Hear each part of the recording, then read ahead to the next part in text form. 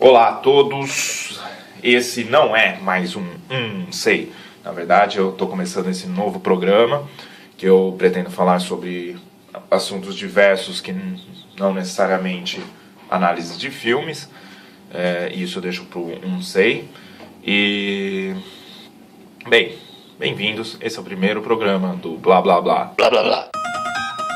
Blá.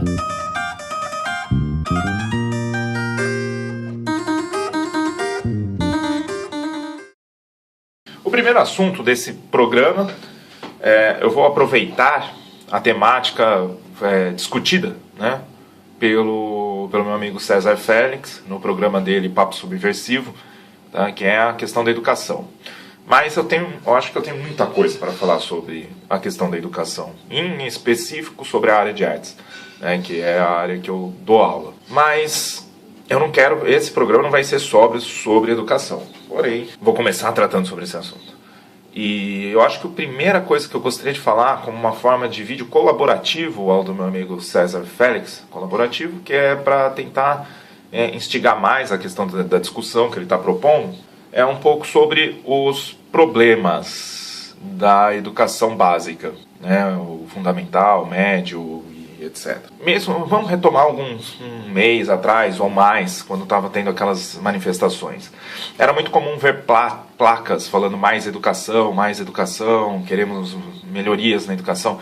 Só que isso é uma coisa muito ampla, é uma discussão muito ampla. Nós temos a ideia de que aumentar o salário dos professores que o salário dos professores é o único problema, ou é um dos piores problemas. Na verdade, não. É um dos problemas, é uma das coisas que realmente tem que ser resolvida, tem que ser, eu concordo que tem que ser melhorada, e isso já vai ajudar bastante, mas não ajuda tudo.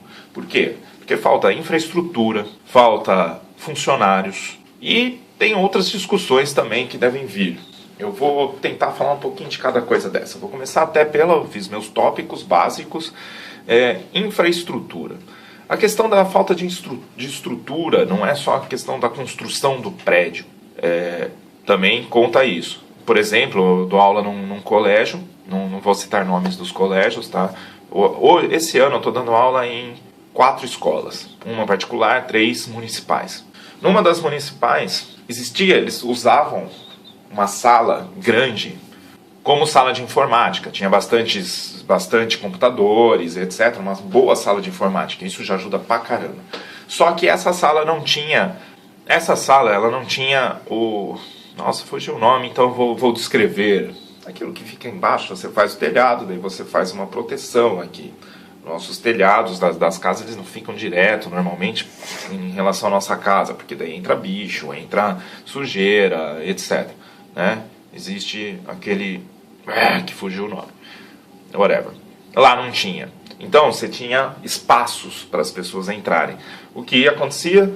Roubaram a maior parte dos computadores, eles tiveram que trocar, eles fizeram outra sala lá e pegaram os computadores, levaram para uma sala minúscula e fizeram um novo laboratório de informática.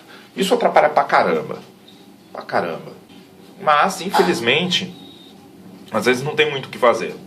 Porque até vir verba ou vir autorização para fazer uma reforma, etc., isso demora pra caramba, a burocracia é um saco. Então, você já tem esse ponto. Então, voltando à questão de infraestrutura, nós temos a questão das quadras, que também a burocracia normalmente demora precisa cobrir a quadra? Demora pra caramba pra conseguir cobrir a quadra. Precisa fazer alguma reforma no chão da quadra, demora pra caramba, às vezes até acontece um outro acidente durante uma aula de educação física ou durante o próprio intervalo e ainda a culpa cai em cima do colégio, não é tão fácil assim. Então, tem essas questões de infraestrutura, existe a questão de falta de funcionário, falta de professor, que claro, um salário melhor seria um bom atrativo, porém, se você não tem uma infraestrutura boa, se você não tem uma equipe gestora boa, uma equipe pedagógica boa, uma equipe de professores bons, uma equipe, outros funcionários que dão suporte para toda a questão educacional, grande bosta, entendeu? O salário. Porque o estresse vai vir e aí começa a cair aquela coisa do compensa ou não compensa, né? Então, a falta de professores também é um problema. a falta de outros funcionários é um problema. Então, ok?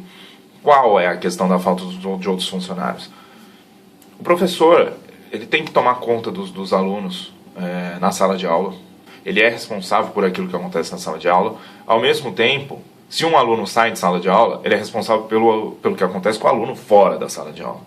E às vezes, sim, quando você está explicando uma matéria, ajudando um aluno, às vezes você não consegue ficar atento a seus 30 alunos que estão na sala, os outros 29 alunos. E um ou outro escapa, principalmente os pequenos, às vezes saem, ou não, os adolescentes também. Vai.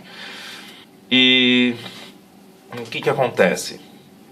Se tivesse, por exemplo, inspetores de alunos, isso já ajudaria. Outra coisa que porque ele ficaria tomando conta fora, não que a responsabilidade cairia para ele, porque continua sendo do professor. Porém, você tem alguém que ajude a procurar o fujão.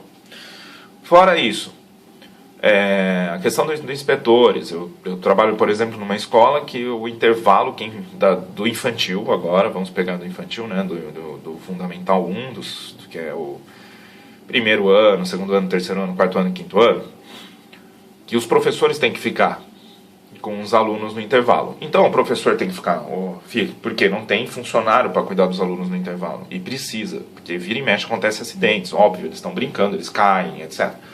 Rala o joelho e tudo mais. Aí o professor fica em tempo de aula, no intervalo e até o fim da aula. Isso é totalmente cansativo. Isso é muito cansativo. Ok? Você tem que ter um pequeno período de respiro, que muitas vezes não tem. Normalmente os professores que estão em aula, eles vão ter o período de respiro na aula dos especialistas, que é o professor de artes, professor de educação física e etc. Então é complicado isso. Fora isso, cuidador, tem toda a questão da inclusão, que os portadores de deficiência possam ter aulas normais com outras crianças, tá? E não precisar de uma escola especial para eles. Essa ideia de inclusão é bem legal, só que qual é o problema? Não tem cuidadores. Ou seja, se a criança tem alguma deficiência que é bem comprometedora e que precisa de alguém que conheça toda a questão de enfermagem para dar comida, por exemplo, algum aluno que tem uma paralisia cerebral grave e não consiga se movimentar e ele não consegue comer direito, ele tem um risco enorme de engasgar. E seria muito importante que existisse um cuidador na escola fosse capaz, que fizesse esse trabalho de dar comida e etc. O que não tem. Normalmente você tem uma professora de educação especial, mas a professora de educação especial, a ideia é que ela seja professora de educação especial. Ela ajude na questão educacional dessas crianças e não nas outras questões, que são são características que envolvem questões de enfermagem. Fora isso, normalmente você tem uma ou duas professoras de educação especial por período, e em cada período você tem 6 crianças com necessidades especiais, o que dificulta pra caramba também. Ela precisa se dividir em trocentas mil para conseguir dar conta. É difícil e é complicado. E isso impede que a inclusão seja funcional. Ela poderia ser muito mais funcional se tivesse funcionários que se tivesse infraestrutura e funcionários para dar suporte. Agora, os outros 2 pontos que eu queria tratar já são pontos, acho que menos, talvez, objetivos, mas que necessitam de bastante discussão. Eu acho que um outro ponto da educação acho que um dos principais pontos da educação qual é o objetivo da educação? Para que nós estamos educando as crianças? É para entrar no mercado de trabalho? Porque daí já é uma coisa, né? Já vão ter que pensar a estrutura da escola, o que é ensinado na escola, visando isso. Só que é para desenvolver cidadãos conscientes, críticos e etc. Aí, eu também acho, tem que ser repensado o formato da escola e tudo mais, para que alcancemos esses objetivos. Então, precisa ter muito claro qual é o objetivo da educação. Porque muitas vezes o objetivo da educação parece sim preparar para o mercado de trabalho. E não o mercado de trabalho no sentido de montar sua empresa, no sentido de precisamos de mão de obra. Tá? E isso é complicado. Eu não falo isso pela questão de como os professores agem. Não. Eu falo isso como as cobranças que vêm. Parece que é isso. E outro, pensando também na questão do currículo, que é uma outra coisa que tem que ser discutida. O nosso currículo escolar, ele é cabível? O formato da escola, ele é ainda eficiente? Ah, mas funciona desde 1800. Foda-se, as coisas mudam e precisam ser repensadas. E currículo precisa ser repensado, por sorte é repensado em alguns aspectos, tanto que até 99 a disciplina de arte não era disciplina, era recreação. Então você tinha aula de arte como recreação. Em 99 teve uma luta da área artística, né, que conseguiu colocar artes como uma disciplina, uma área de conhecimento. Só que ainda, para mim, ao meu ver, precisa ser muito repensado ainda o currículo de artes. E eu acho que provavelmente as outras matérias também têm que ser repensados seus currículos. E o currículo geral também tem que ser repensado. E acredito sim que devem ter discussões entre profissionais de outras matérias. Mas eu acho que isso não deve ficar só no âmbito das faculdades e chegar como se fosse, olha, pesquisaram na faculdade tal, joga para os professores, é assim que tem que ser agora. Não. Eu acho que isso é uma discussão que tem que fazer parte professores que estão na ativa, não só aqueles que estão na ativa e estudam em faculdades. Tem gente que tem outros projetos, etc., e não tem tempo para fazer mais coisas na faculdade. Faz outros cursos para melhorarem seus trabalhos, mas não necessariamente pesquisas universitárias. Porém, isso daí é uma coisa que eu quero tratar em outro vídeo, todo professor acaba sendo pesquisador. Porque todo professor tem que pesquisar uma coisa ou outra para melhorar seus conteúdos em aula, para melhorar a sua forma de instigar seus alunos e tudo mais. Então, vamos parar um pouquinho assim para pensar, mesmo quem não é professor, e acabar tentando dialogar mais. E aí?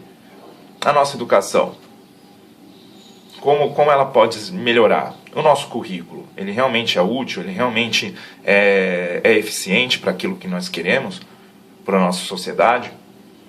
Vamos parar para pensar um pouco mais nisso. Então é isso. Espero que tenham gostado. Curtam o vídeo, inscrevam-se no canal. E é isso aí. E compartilhem, ajudem a divulgar. Depois, futuramente, eu pretendo que esses vídeos também sejam semanais. Mas vamos ver se meu tempo permite. Até mais. Valeu. E assistam um vídeo do César no Papo Subversivo, que vale a pena. Até mais.